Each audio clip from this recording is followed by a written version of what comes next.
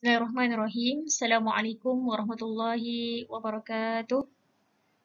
Selamat datang kepada semua pelajar tahun 5 ke kelas Pendidikan Jasmani dan Kesihatan.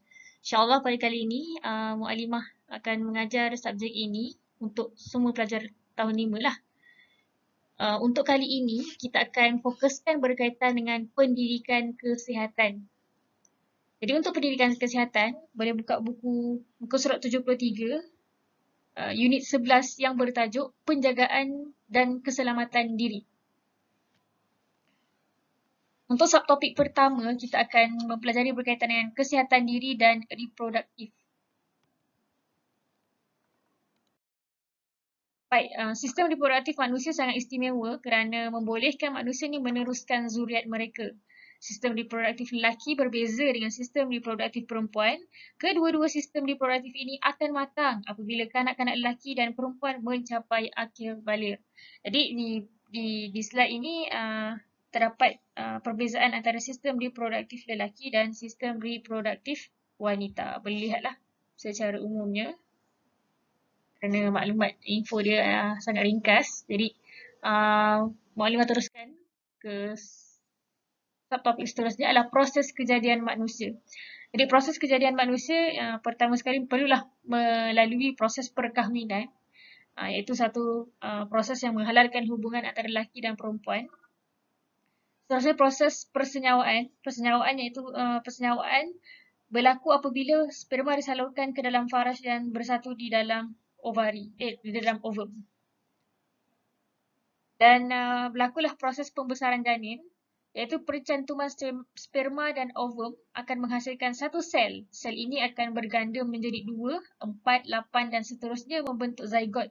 Zygote akan melekat di dinding uterus. Zygote kemudiannya membesar dan membentuk embrio. Embrio kemudiannya membesar dan membentuk fetus. Fetus akan membesar di dalam uterus ibu selama lebih kurang 9 bulan sebelum dilahirkan. Kemudian setelah proses tersebut, lahirlah seorang bayi ini. Jadi, kita lihatlah secara umumnya proses kejadian manusia itu pertama sekali melalui proses perkahwinan, kemudian persenyawaan, proses pembesaran janin, kemudian barulah proses kelahiran. Baik, seterusnya kita lihat kepada menjaga tingkah laku dan pergaulan. Jadi untuk maklumat semua, kita skip tajuk kitaran haid sebab Muallimah akan buat satu lagi kelas yang memfokuskan tentang perkiraan kitaran haid. Jadi untuk kali ini kita terus kepada tajuk seterusnya iaitu menjaga tingkah laku dan pergaulan. Jadi apakah yang perlu kita amalkan dalam pergaulan dan tingkah laku kita? Baik, yang pertama sekali ialah menjaga batas sentuhan semasa berinteraksi. Seperti mana kita sedia maklum, bahawasanya dalam kehidupan seharian kita, kita banyak melakukan interaksi bersama makhluk, sama ada manusia ataupun haiwan. Tapi benda yang perlu kita jaga adalah menjaga batas sentuhan. Jangan sentuh tempat-tempat yang sensitif yang boleh menjatuhkan kehormatan diri kita dan orang lain. Baik, yang kedua, melindungi kehormatan diri dengan tidak mendedahkan organ genital kepada orang lain. Tadi kita menjaga sentuhan. Yang ni kita menjaga kehormatan diri kita. Dengan cara macam mana? Jangan sesekali memaparkan organ-organ sensitif dalam diri kita kepada pihak luar. Kena jaga kehormatan dan maruah diri kita. Yang ketiga, mengetahui dan sensitif kepada peraturan budaya dan agama orang lain. Yang ketiga, maksudnya untuk supaya kita kena mengetahui, kita kena tahu dan kita kena ada sensitivity terhadap peraturan ataupun budaya agama lain. Jangan kita sesekali kita menyentuh sensitivity agama-agama lain. Dan jangan juga kita terpengaruh dengan budaya agama lain. Seterusnya yang keempat, berusaha menjaga harga diri dan imej pendiri yang terpuji. Kena jaga harga diri kita. Maknanya jangan sesekali mencampakkan diri kita kepada kebinasaan, kemaksiatan yang boleh menjatuhkan harga diri kita. Dan yang penting kita kena jaga image diri kita. Image diri kita macam mana? Pastikan image diri kita ni pertama sekali kemas. Kemas. Luarannya kemas. Tersusun. Rambutnya tersusun. Bukan rambut berwarna-warni, warna kuning, warna merah. Bukan. Tapi kena menjaga image diri kita. Kita orang Islam kena jaga image. Image dirilah. Supaya kita orang nampak kita ni kemas. Orang tahu, oh Islam ni agama yang kemas, yang suci, yang bersih. Gitu. Seterusnya, mengamalkan sikap bersopan di khalayak ramai dengan tidak menyentuh anggota seksual. Jadi bila mana kita bergaul dengan masyarakat, kena jaga diri kita supaya tidak melampau dengan menyentuh anggota-anggota seksual orang lain. Jadi itu akan menjatuhkan kehormatan diri kita dan kehormatan serta maruah orang lain. Dan yang terakhir sekali, bersyukur dan bersedia menerima bentuk fizikal diri sendiri dan orang lain. Maknanya kita bersedia menerima diri kita, bersyukurlah dengan apa yang Allah Ta'ala telah jadikan kita. Kalau kita ni kurus kering, bersyukur. Yang penting sihat. Kalau kita ni besar sikit pun bersyukur. Sebab inilah kejadian yang Allah Ta'ala ciptakan kita sebaik-baik kejadian.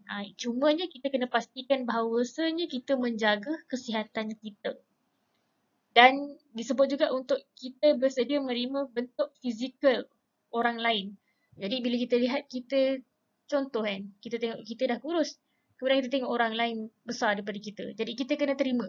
Kita jangan rebel ataupun kita condemn dia. Tak boleh macam tu.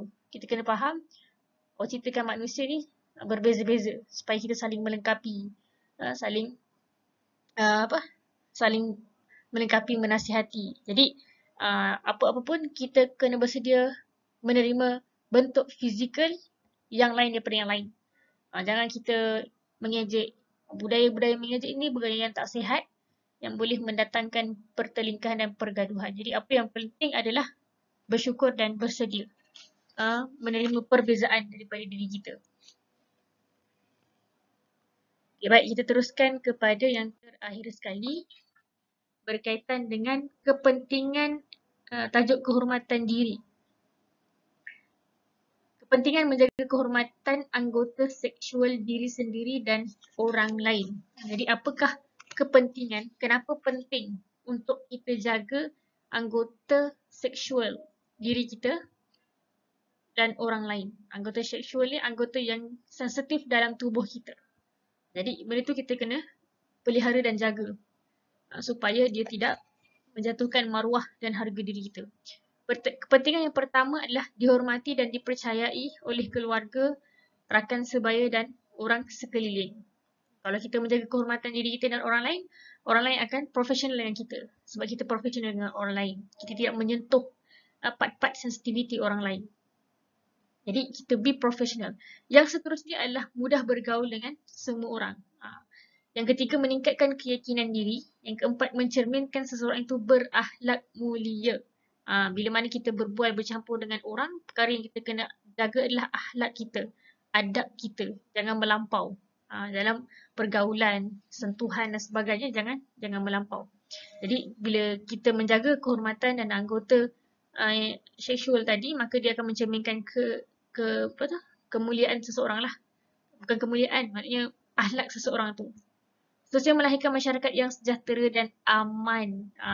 Kalau berlakunya sentuh-menyentuh ni, inilah akan berlakunya mungkin LGBT, mungkin gangguan seksual. Jadi masyarakat tak aman. Takut-takut masyarakat nak dekat dengan orang yang di highlight sebagai suka sentuh-sentuh. Jadi masyarakat tak aman lah, takut-takut masyarakat nak dekat dengan orang-orang tertentu. Jadi seterusnya adalah maruah diri dan keluarga terpelihara. Dan yang terakhir sekali, menjadi contoh ataupun suri teladan kepada rakan sebaya. Jadi saya katakan pentingnya untuk kita menjaga maruah diri kita dan menjaga kehormatan orang lain supaya tidak berlakunya kita sebut masyarakat yang tidak aman ataupun masyarakat yang tak rasa tak selamat bila mana berdekat dengan kita ataupun dekat dengan orang yang suka kita sebut mengganggu sensitiviti orang lain. Jadi perkara ini sangat penting dalam kehidupan seharian kita supaya dia boleh membentuk akhlak kita, membentuk tingkah laku kita sebagai seorang Muslim yang mengamalkan cara hidup Islam lah. Cara hidup Islam ni adalah dengan menjaga kehormatan diri. Gitu. Jadi itu sahaja insya-Allah untuk hari ini. Kita akan jumpa lagi di minggu hadapan dengan tajuk kitaran head. Jadi boleh baca awal-awal. Nanti kita akan terangkan berkaitan dengan kitaran head. Itu sahaja. Terima kasih atas perhatian semua. Semoga dapat mengamalkan ilmu yang kita pelajari hari ini dalam kehidupan seharian. Wallahu ta'ala alam. Assalamualaikum warahmatullahi wabarakatuh.